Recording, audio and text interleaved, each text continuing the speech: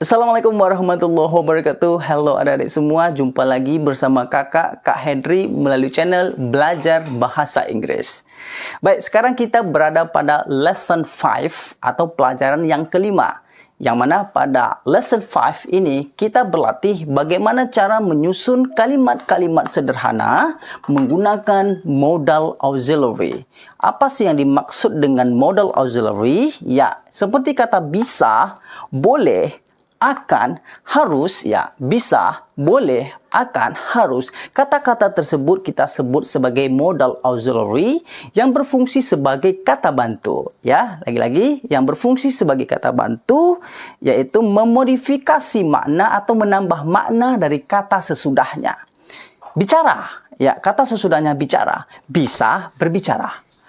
Melakukan, boleh melakukan. Datang, akan datang.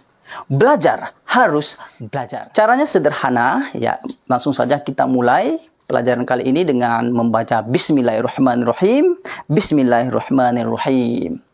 Ya, saya maaf. Ya, ini kita terjemahkan ke dalam bahasa Inggris, ya. Saya, I, bisa, itu bahasa Inggrisnya can. Ya, saya bisa bicara. Bicara bahasa Inggrisnya speak. Langsung kita masukkan verbnya. Verb atau kata kerja dasarnya, kata kerja aslinya tanpa ada penambahan apa-apa. Bicara, bahasa kerja aslinya adalah speak. Ya, I can speak. Saya bisa berbicara. Oke, adik-adik, Kakak perhatikan di berbagai tempat banyak juga di antara siswa-siswa yang mengatakan I can to speak. Nggak boleh. Langsung saja tanpa to, tanpa kata to. I can speak. Saya bisa pergi. I can go. Saya bisa belajar. I can study. Dan seterusnya. Langsung masukkan verbnya atau kata kerja aslinya. Kata kerja yang belum ada penambahan apa-apa. I can speak bahasa Inggris. Ya, bahasa Inggrisnya adalah English, ya. Bahasa Inggrisnya English, bukan English language. Itu namanya mumbazir. English itu sudah berarti bahasa Inggris. I can speak English. Yang penting adik-adik pahami adalah kata-kata sesudahnya, model atau struktur kalimat sesudahnya. Ya. Sebelum kita masuk kemari, Kakak ingin memberitahu beberapa prinsip dasar kepada adik-adik semua. Prinsip dasar dalam menyusun kalimat bahasa Inggris. Ya, prinsip dasar yang pertama, ingat, untuk membentuk kalimat negatif,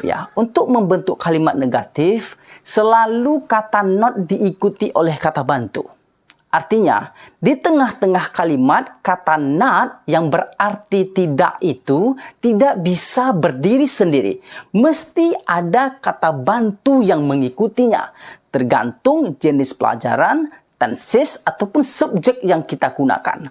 Kebetulan pada materi kali ini kata bantu yang kita gunakan ada 4 yang kita sebut dengan modal auxiliary: can, may, will, dan must. Ya, itu prinsip yang pertama. Prinsip berikutnya, ketika kita ingin membentuk kalimat pertanyaan closed question atau yes no question, pertanyaan yang nantinya membutuhkan jawaban yes atau no, ya, jawabannya yes atau no, selalu, ya, kita menggunakan kata bantu di awal kalimatnya atau sebelum subjeknya. Itulah yang berarti apakah. Ya, itulah yang berfungsi sebagai membentuk kalimat yes no question.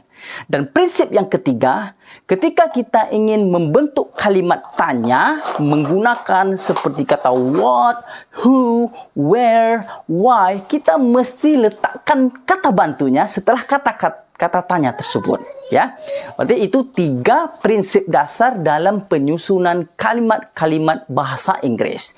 Nah, ketika adik-adik sudah memahami ketiga prinsip dasar itu, otomatis adik-adik dengan mudah bisa menyusun kalimat-kalimat yang ada di sini. Contoh, kamu tidak boleh melakukan itu. Kamu tidak boleh melakukan itu. Kalimatnya berbentuk negatif, iya kan? Kalimatnya berbentuk negatif. Modal yang digunakan adalah boleh. Maka tidak boleh bahasa Inggrisnya may not, ya. Sebelum kata not kita taruh kata bantunya may not, bukan not may, tetapi may not. Seperti itu, ya. Berarti you may not. Kamu tidak boleh. You may not. Sekali lagi, bukan not may. Kata bantu posisinya sebelum kata not.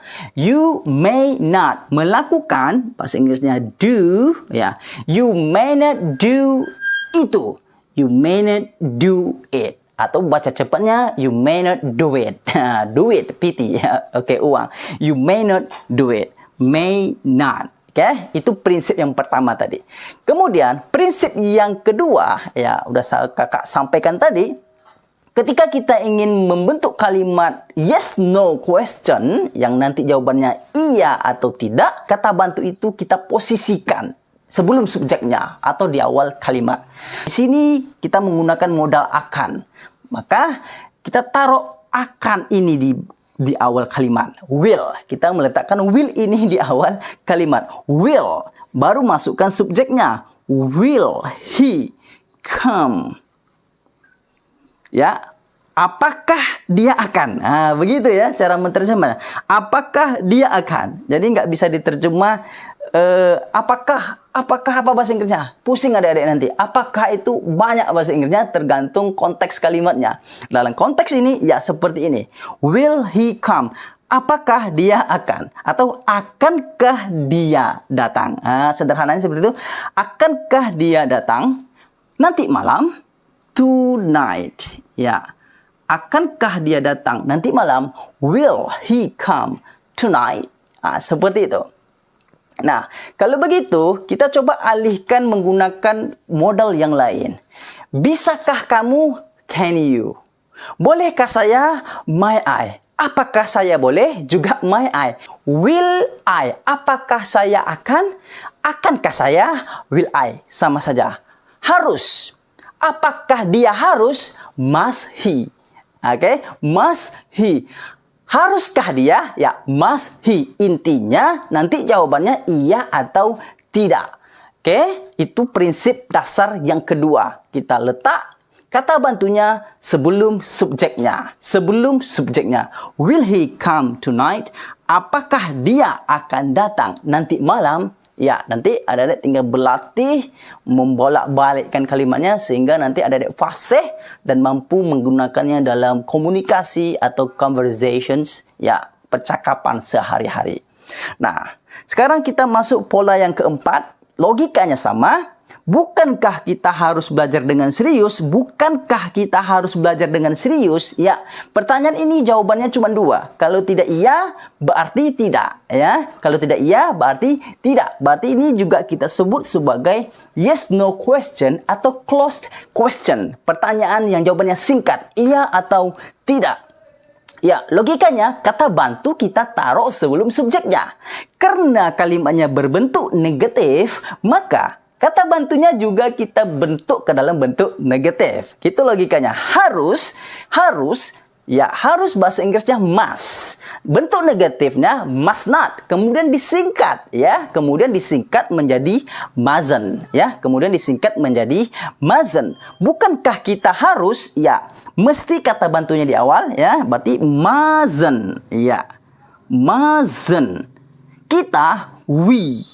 Mustn't we? Bukankah kita harus? Apakah kita tidak? Apakah kita tidak harus? Sama, itu juga maksudnya. Intinya pola kalimatnya seperti ini.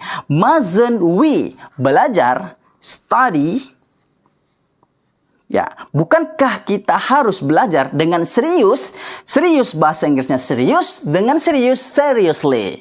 Ya, seriously. Rajin, diligent. Dengan rajin, diligently. Lazy, malas. Dengan malas, lazily. Dan seterusnya. Dan insya Allah kita akan bahas secara lebih rinci pada materi yang terpisah nantinya. Nah, sekarang kita masuk kepada pola kalimat yang terakhir. Yaitu menggunakan question words atau menggunakan kata tanya seperti what, who, where, why, dan seterusnya.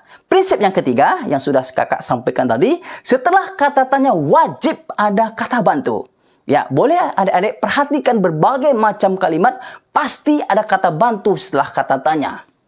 Ya, seperti siapa namamu? What is? Ada is-nya. Di mana kamu tinggal? Where do? Di mana dia tinggal? Where does? Kenapa dia suka? Where does he like? Tetap ada kata bantunya. Tergantung konteks kalimatnya atau bentuk tenses yang kita gunakan. Ya, berbagai macam model-model kalimat. Dalam hal ini, ketika menggunakan modal auxiliary, ya berarti seperti ini.